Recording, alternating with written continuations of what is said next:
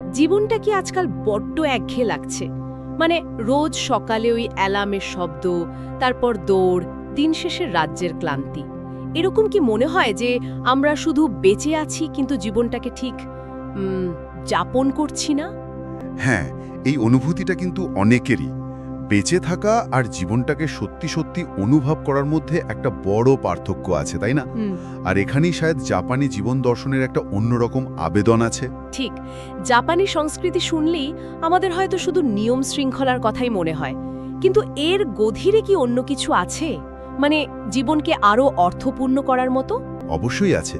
আসলে জাপানি দর্শনে জীবনের প্রতিটি মুহূর্তকে, এমনকি তার অসম্পূর্ণতাগুলোকেও খুব গভীর শ্রদ্ধার সাথে দেখার কথা বলা হয়। এটা শুধু নিয়ম নয়, বরং জীবনের সৌন্দর্য আর মানে খুঁজে পাওয়ার একটা পথ। আমাদের হাতে যে উৎসগুলো এসেছে সেগুলো কিন্তু এই কথাই বলছে। হ্যাঁ, বুঝলাম। আমরা তো সবাই ছুটছি, কিন্তু কেন ছুটছি, কোথায় যাচ্ছি, এই ভাবনাগুলোই হারিয়ে যাচ্ছে। তো আজকের এই আলোচনায় আমরা তাহলে ওই উৎসগুলো থেকেই জাপানের ৮টা জীবননীতির কথা তুলে ধরব, তাই তো? একদম। আর এগুলো কিন্তু শুধু কয়েকটা নিয়ম বা টিপস নয়, এগুলো এক একটা দর্শন। উৎসগুলো বলছে এগুলোর মাধ্যমে জীবনের ছোট ছোট পরিবর্তনেও আমরা বড় অর্থ, একটা স্থিরতা খুঁজে পেতে পারি। যেন জীবনের মানে খুঁজতে থাকা কোনো সাধারণ মানুষের যাত্রার কথাই বলছে এগুলো। দারুণ। তাহলে চলুন শুরু করা যাক। এই ৮টা নীতি কিভাবে আমাদের ভেতরের শক্তিকে জাগাতে পারে সেটাই দেখি। প্রথমটা তো মনে হচ্ছে ইকিগাই। ইকিগাই শব্দটা শুনলেই কেমন যেন একটা গভীর কিছু মনে হয়। উৎসগুলোতে পড়ছিলাম একজন ৯০ বছর বয়সী বৃদ্ধের কথা। খুব ভোরে উঠে বাগানের কাজ করেন পরম যত্নে। লোকে কারণ জিজ্ঞেস করলে হাসি মুখে বলেন তার নাকি ইকিগাই আছে। তার মানে কি? প্রতিদিন সকালে ঘুম থেকে ওঠার একটা জোরালো কারণ। এটাই। হ্যাঁ, কারণ তো বটেই। তবে উৎসগুলো ইকিগাইকে শুধু কারণ বা লক্ষ্যের মধ্যে বাঁধেনি। তারা বলছে এটা হলো আপনার হৃদয়ের গভীরের ডাক। এমন একটা কাজ যা আপনাকে ক্লান্তিহীন আনন্দ দেয়, যা করতে গিয়ে আপনি হয়তো সময়ের কথাই ভুলে যান। আচ্ছা, শুধু নিজের আনন্দ নাকি আরও কিছু? আরও আছে। সেই কাজটা শুধু আপনার জন্য ভালো তা নয়, হয়তো সেটা পৃথিবীর বা আপনার চারপাশের জন্য কিছু অর্থ রাখে। মানে আপনার প্যাশন, মিশন, পেশা আর যেটা আপনি ভালো পারেন, এই সব কিছুর একটা সুন্দর মেলবন্ধন। বাহ, তার মানে নিজের ভালো লাগার সাথে বাইরের জগতের চাহিদার একটা সংযোগ। ঠিক তাই। আমরা অনেকেই তো ছোটবেলার স্বপ্নগুলোকে জীবনের চাপে কোথায় হারিয়ে ফেলি। একটা অতৃপ্তি কাজ করে ভেতরে, তাই না? উৎসগুলো বলছে এই অতৃপ্তির কারণ হয়তো নিজের ইকিগাই থেকে দূরে সরে যাওয়া। আর এই ইকিগাই খুঁজে পাওয়াটা কিন্তু একটা জার্নি। নিজেকে প্রশ্ন করতে হয়, কি করতে আমি ভালোবাসি, কোনটায় আমি দক্ষ, পৃথিবী আমার কাছ থেকে কি চায়। এই প্রশ্নগুলোর উত্তর খুঁজতে খুঁজতেই হয়তো ইকিগাইয়ের কাছাকাছি পৌঁছানো যায়। আর একবার সেটা পেলে জীবনের ছোটখাটো সমস্যাগুলো আর তত বড় মনে হয় না। নিজেকে এই প্রশ্নগুলো করা, এটাই তো একটা বড় ব্যাপার। এই যে নিজেকে জানা, এটা কি আমাদের দ্বিতীয় নীতি শশীনের দিকে নিয়ে যাচ্ছে, নতুন শিক্ষার্থীর মন? হ্যাঁ, খুব সুন্দরভাবে জুড়ে দিলেন। শশীন উৎসগুলোতে ওই গল্পটা আছে না, এক অহংকারী তরুণ জ্ঞানী গুরুর কাছে গেছেন শিখতে। গুরু চা ঢালছেন তো ঢালছেনই, পাত্র উপচে পড়ছে। হ্যাঁ হ্যাঁ, মনে পড়েছে। তরুণটি তখন অবাক হয়ে থামতে বলে। ঠিক তখন গুরু বললেন, তোমার মনটাও এই চায়ের পাত্রের মতো, জ্ঞানে একদম ঠাসা, খালি না করলে নতুন কিছু ঢুকবে কি করে। এটাই হলো শশীনের মূল কথা। মানে নতুন কিছু শিখতে হলে মনটাকে খালি রাখতে হবে, বিগিনার্স মাইন্ড। কিন্তু এখন তো তথ্যের যুগ, আমরা তো কত কিছু জানি বা ভাবি যে জানি। এটাই সমস্যা। উৎসগুলো বলছে এই আমি সব জানি ভাবটাই শেখার পথের সবচেয়ে বড় বাধা। তথ্যে ভারাক্রান্ত হয়ে আমরা হয়তো প্রজ্ঞার থেকে দূরে সরে যাচ্ছি। শশীন মানে হলো অনেক জেনেও, অনেক অভিজ্ঞ হয়েও সবসময় একজন নতুনের মতো কৌতূহল আর খোলা মন নিয়ে সবকিছুকে দেখা। ঠিক যেন বাচ্চাদের মতো, কোনো ধারণা নেই, ইগো নেই, শুধু জানার ইচ্ছে। একদম। ওই সারল্যটা ধরে রাখা, ভুল করার ভয় না পাওয়া। কারণ যখনই আমরা বলি এটা তো আমি জানি, তখনই শেখার দরজাটা বন্ধ হয়ে যায়। কিন্তু যদি বলি আরে এ বিষয়ে আরও জানতে চাই, তখন জ্ঞানের নতুন দিগন্ত খুলে যায়। উৎসগুলো মনে করিয়ে দেয় শেখাটা শুধু বই থেকে হয় না, হয় চারপাশ থেকে, মানুষ থেকে, পরিস্থিতি থেকে, নিজের ভুল থেকেও। জীবনটাই তো একটা পাঠশালা, যদি ছাত্রের মতো দেখা যায়। দারুণ ভাবনা। শেখার সাথে এই বিনয়, এটা খুব জরুরি। আর এই যে নিরন্তর শেখা বা উন্নতি করা, এটাই কি তৃতীয় নীতি, কাইজেন? কাইজেন মানে ধারাবাহিক উন্নতি, তাই তো? উৎসগুলোতে ওই জাপানি কারখানার কর্মীর উদাহরণটা ছিল। রোজ একই কাজ করেন, নাট বল্টু লাগানো, কিন্তু তিনি প্রতিদিন ভাবতেন কিভাবে কাজটা আরেকটু সামান্য হলেও ভালো করা যায়। এই যে প্রতিদিন একটু একটু করে এগোনো, এটাই কাইজেন। হ্যাঁ, এটাই কাইজেনের আসল শক্তি। আমরা আজকাল সবকিছুতেই খুব দ্রুত ফল চাই, তাই না? রাতারাতি সাফল্য না পেলে হতাশ হয়ে হাল ছেড়ে দিই। ঠিক। কাইজেন শেখায় ঠিক এর উল্টোটা, বড় লক্ষ্যগুলোকে একদম ছোট ছোট ম্যানেজেবল ধাপে ভেঙে নেওয়া, আর প্রতিদিন শুধু এক ধাপ এগোনোর চেষ্টা করা। ভাবুন, প্রতিদিন মাত্র 1% উন্নতি, বছর শেষে সেটা কোথায় গিয়ে দাঁড়ায়? প্রায় 37 গুণ। মাত্র 1%। শুনতে কম মনে হলেও এর চক্রবৃদ্ধি প্রভাবটা তো এনর্ম। একদম। এই ধারাবাহিকতাই আসল। আর কাইজেন শুধু কাজের জায়গায় নয়, এটা জীবনের সব ক্ষেত্রে কাজে লাগে। ধরুন, স্বাস্থ্য, সম্পর্ক, জ্ঞান অর্জন, যে কোনো ভালো অভ্যাস তৈরি করা।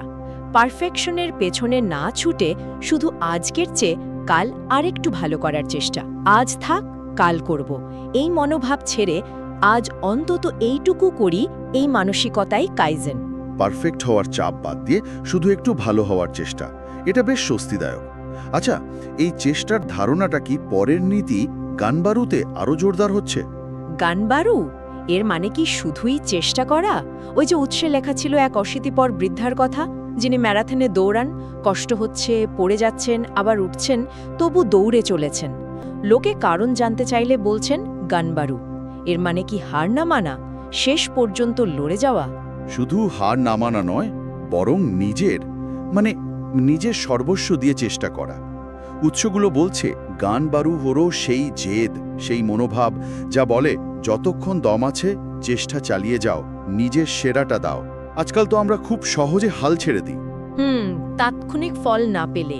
ঠিক।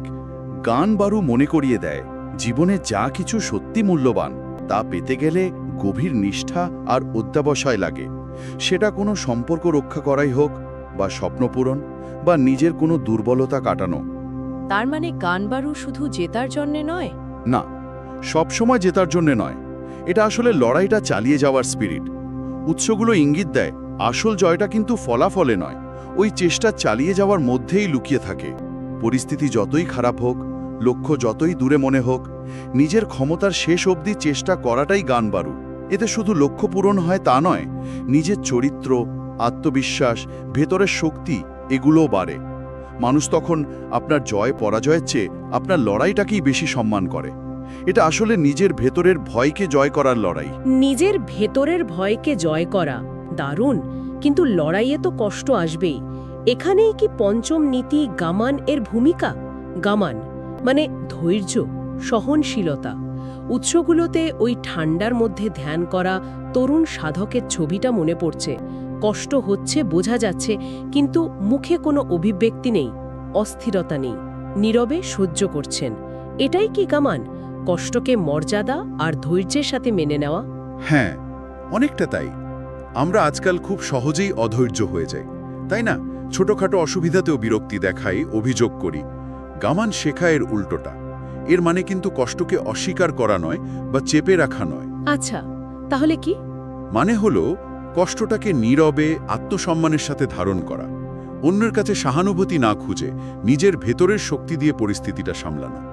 উৎসগুলো বলছে এটা দুর্বলতা নয়, বরং গভীর মানসিক শক্তির লক্ষণ। কিন্তু কষ্ট প্রকাশ না করলে কি সেটা ভেতরে জমে যায় না? নিজের নিয়ন্ত্রণ রাখা। যখন জীবনের কঠিন সময় আসে, তখন এই ধৈর্য আর সহনশীলতাই আমাদের স্থির রাখে। চোখে জল আসতেই পারে, কিন্তু সেটাকে দুর্বলতা না ভেবে নিজের ভেতরের লড়াইয়ের অংশ হিসেবে দেখা। ব্যথাটাকে অনুভব করা, কিন্তু তাকে আপনার ওপর কর্তৃত্ব করতে না দেওয়া। এই ভেতরের স্থিরতাই আসল শক্তি। কষ্টকে এভাবে দেখা অন্যরকম একটা দৃষ্টিভঙ্গি। এই সহনশীলতা হয়তো আমাদের জীবনের অপূর্ণতাকে মেনে নিতেও সাহায্য করে, যেটা আমাদের পরের নীতি ওয়াবি সাবি, তাই না? ওয়াবি সাবি, অপূর্ণতা সৌন্দর্য। উৎসগুলোতে একটা ভাঙা পুরনো মাটির পাত্রের কথা বলা হয়েছে, যেটা হয়তো নিখুঁত নয়, কিন্তু খুব যত্ন করে সাজানো, কারণ ওর মধ্যে ওয়াবি সাবি আছে। তার মানে কি, যা কিছু অসম্পূর্ণ, ক্ষণস্থায়ী, সাধারণ, তার মধ্যেই একটা অন্যরকম সৌন্দর্য খুঁজে পাওয়া। ঠিক ধরেছেন। আমরা তো সারা জীবন ধরে নিখুঁত হতে চাই, নিখুঁত দেখতে হওয়া, নিখুঁত জীবন, নিখুঁত সম্পর্ক। আর এই নিখুঁত হওয়ার চাপটা আমাদের ভীষণ ক্লান্ত করে দেয়। ওয়াবি সাবি আমাদের বলে একটু থামতে, তাকাতে, আর যা আছে তাকে গ্রহণ করতে। জীবনটা তো কোনো নিখুঁত মূর্তি নয়, বরং সময়ের সাথে সাথে বদলাতে থাকা একটা প্রাকৃতিক দৃশ্য। এতে খুঁত থাকবে, ক্ষয় থাকবে, পরিবর্তন থাকবে। হ্যাঁ, পরিবর্তন থাকবে। আর এই অস্থায়ী, অসম্পূর্ণ রূপের মধ্যেই এর আসল সৌন্দর্য। তার মানে নিজের আর অন্যের খুঁতগুলোকে মেনে নেওয়া। একদম। নিজের অতীতের ভুল, এখনকার সীমাবদ্ধতা, শরীরের দাগ, সম্পর্কের ওঠানামা, এই সব কিছু মিলেই তো আমরা। ওয়াবি সাবি শেখায় এই অসম্পূর্ণ আমিটাকেই ভালোবাসতে। উৎসগুলো যেন বলছে, পারফেকশনিজম শুধু ক্লান্তিকরই নয়, এটা জীবনের আসল সৌন্দর্যকে দেখতে দেয় না। ওয়াবি সাবি সেই বাধাটা সরিয়ে দেয়। ভাবুন, চাঁদের কলঙ্ক আছে বলেই কি তার আলো কমে যায়? বরং ওই কলঙ্কটাই তো তাকে অনন্য করে তোলে। নিজের এবং অন্যের অপূর্ণতাকে যখন আমরা সহজভাবে নিতে পারি, তখন জীবনে একটা গভীর শান্তি আসে। নিজের অপূর্ণতাকে ভালোবাসা, এটা সত্যিই দৃষ্টিভঙ্গি বদলে দেয়। এই গ্রহণ করার ব্যাপারটা কি সপ্তম নীতি হারাহাচিবুর সাথেও যুক্ত। হারাহাচিবু, পরিমিতিবোধ। উৎসগুলোতে জাপানের ওকিনাওয়ার দীর্ঘায়ু মানুষদের কথা ছিল। তাদের সুস্থ, লম্বা জীবনের একটা কারণ নাকি এই হারাহাচিবু, মানে পেট 80% ভরলেই খাওয়া থামিয়ে দেওয়া। এটা কি শুধুই একটা ডায়েট টিপ? না, এটা শুধু ডায়েট টিপসের চেয়ে অনেক বেশি কিছু। উৎসগুলো বলছে এটা হলো শরীর আর মনের প্রয়োজনকে সম্মান জানানো। আমরা প্রায়শই খাই কখন? যখন খিদে পায়, নাকি যতক্ষণ না পেট একদম ভরে যায়, অথবা অনেক সময় আবেগের বশেও খাই। আর হারাহাচিবু শেখায় শরীরের প্রয়োজনটুকু মিটে গেলেই থেমে যেতে। এতে শরীর ভালো থাকে, মনও সজাগ থাকে। কিন্তু এর ব্যবহার শুধু খাওয়ার মধ্যে আটকে নেই। ওহ, তার মানে জীবনের অন্য ক্ষেত্রেও এই 80%-এর নিয়মটা কাজে লাগে? হ্যাঁ, নীতিটা কাজে লাগে। উৎসগুলো ইঙ্গিত দেয় এই পরিমিতিবোধ জীবনের সব দিকেই ছড়ানো যায়। ধরুন কথায়, কাজে, জিনিসপত্র কেনায়, এমনকি আবেগ প্রকাশেও। প্রয়োজনের অতিরিক্ত কোনো কিছুই আসলে শান্তি দেয় না, বরং বোঝা বাড়ায়। পরিমিতিবোধ জীবনে এক ধরনের স্বচ্ছতা আনে, একটা শৃঙ্খলা আনে। যখন আমরা কম চাই, কম নিই, তখন যা পাই তার কদর করতে শিখি। এই যে অপ্রয়োজনীয় জিনিসের বোঝা থেকে মুক্তি, সেই খালি জায়গাটা তখন শান্তি আর সন্তুষ্টি দিয়ে ভরে ওঠে। প্রয়োজনের বেশি না চাওয়া সরল শোনালেও এটা জীবনের অনেক জট খুলে দিতে পারে। আচ্ছা, এবার আসি শেষ নীতিতে, শিনরিন ইয়োকু। শিনরিন ইয়োকু, ফরেস্ট বেদিং বা বন স্নান। উৎসগুলোতে ছবিটা বেশ স্পষ্ট। একজন মানুষ জঙ্গলের মধ্যে উদ্দেশ্যহীনভাবে ঘুরছেন। কানে হেডফোন নেই, হাতে ফোন নেই, মনে কোনো তাড়া নেই। শুধু তিনি আছেন আর তার চারপাশের বন, মানে পাতার শব্দ, পাখির ডাক, মাটির গন্ধ, বাতাসের ছোঁয়া। প্রকৃতির মাঝে নিজেকে যেন রিচার্জ করে নেওয়া। এটাই কি শিনরিন ইয়োকু? হ্যাঁ, আক্ষরিক অর্থ বন স্নান হলেও এটা আসলে প্রকৃতির নিবিড়তায় অবগাহন করা। আমরা শহরের জীবনে, মানে এই কংক্রিটের জঙ্গলে, প্রকৃতি থেকে এতটাই দূরে সরে গেছি যে এর নিরাময় ক্ষমতাটা প্রায় ভুলেই গেছি। কিন্তু খেয়াল করে দেখবেন, যখন মন খুব খারাপ থাকে বা শরীর ক্লান্ত লাগে, একটু সবুজ জায়গায় গেলে বা কোনো গাছের নিচে বসলে কেমন যেন শান্তি লাগে। হ্যাঁ, এটা সত্যি, মনটা শান্ত হয়ে যায়। এর বৈজ্ঞানিক কারণও আছে। উৎসগুলো বলছে প্রকৃতির কাছে গেলে আমাদের নার্ভাস সিস্টেম শান্ত হয়, স্ট্রেস হরমোন কমে, মন ভালো হয়। তার মানে এই ব্যস্ত জীবনেও নিয়মিত প্রকৃতির কাছে ফেরাটা খুব দরকারি। অত্যন্ত দরকারি। উৎসগুলো মনে করিয়ে দেয় সারাদিন শুধু ব্যস্ত থাকা মানেই কিন্তু জীবনটাকে ঠিকঠাক যাপন করা নয়। আমাদের একটু থামা দরকার, চারপাশটাকে অনুভব করা দরকার। শিনরিন ইয়োকু সেই সুযোগটাই করে দেয়। সপ্তাহে কিছুটা সময় অন্তত প্রকৃতির জন্য রাখা, সেটা হতে পারে বাড়ির কাছের পার্ক বা একটু দূরে কোনো গাছপালা ঘেরা জায়গা। কোনো লক্ষ্য ছাড়া শুধু প্রকৃতির নীরবতাকে শোনা, তার গন্ধ নেওয়া, তার স্পর্শ অনুভব করা, এই সংযোগটা আমাদের ভেতরে ক্লান্তি মেটায়, মনকে তাজা করে, জীবনকে দেখার একটা নতুন পার্সপেক্টিভ দেয়। ইকিগাই, শোশিন, কাইজেন, গানবারু, গামান, ওয়াবি সাবি, হারা হাচিবু আর শিনরিনিয়োকু, এই 8টা নীতি সত্যি যেন জীবনের 8টা স্তম্ভ। উৎসগুলো থেকে যা জানলাম, এগুলো শুধু তত্ত্বকথা নয়, এগুলো যাপিত জীবনের গভীর জ্ঞান। আমাদের শেখায় কিভাবে এই দৌড়ের জীবনে একটু থামা যায়, কিভাবে ছোট ছোট পদক্ষেপে বড় পরিবর্তন আনা যায়। ঠিক তাই। আর দেখুন, নীতিগুলো কিন্তু একে অপরের সাথে জুড়ে আছে। ইকিগাই আমাদের লক্ষ্য দেখায়, শোশিন সেই পথে চলার মন তৈরি করে, কাইজেন শেখায় কিভাবে এগোতে হবে, গাম্বারু দেয় লেগে থাকার শক্তি, গামান শেখায় ধৈর্য ধরতে, ওয়াবিসাবি শেখায় পড়ে গিয়েও নিজেকে ভালোবাসতে, হারাহাচিবু পরিমিতি শেখায়, আর শিনোরিন ইয়োকু দেয় প্রকৃতির কাছে ফিরে শক্তি পাওয়ার উপায়। সব মিলিয়ে জীবনে একটা ভারসাম্য, শান্তি আর গভীর অর্থ খুঁজে পেতে সাহায্য করে। উৎসগুলো থেকে পাওয়া এই জ্ঞান আমাদের রোজকার জীবনে সত্যিই একটা নতুন দিশা দিতে পারে। হয়তো এক ঝটকায় সবকিছু বদলে ফেলা যাবে না, কিন্তু যে কোনো একটা নীতি ধরেও তো শুরু করা যায়, তাই না? অবশ্যই। হয়তো নিজের জন্য একটু সময় বের করে ইকিগাই নিয়ে ভাবা, বা নতুন কিছু শেখার সময় শোশিনের মন নিয়ে এগোনো, কিংবা রোজ ওয়াইবি সাবি মনে রেখে নিজের প্রতি আরেকটু নরম হওয়া।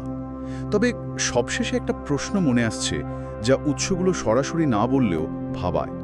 এই নীতিগুলো জানার পর আমরা কি শুধু নিজেদের উন্নত করার কথাই ভাবব, নাকি ওয়াবি সাবিতে যেমন বলা হয়েছে, আমরা কি আমাদের অপূর্ণতাগুলোকে, আমাদের ক্ষতগুলোকে শুধু সহ্য না করে ভালোবেসে সেগুলোকে আমাদের শক্তির জায়গা হিসেবে দেখতে শিখতে পারি? হয়তো জীবনের অসাধারণত্ব নিখুঁত হওয়ার মধ্যে নেই, আছে নিজের সমস্ত খুঁত নিয়ে সাহসের সাথে বেঁচে থাকার মধ্যে। এই ভাবনাটাই নিয়ে শেষ করি আজকের আলোচনা।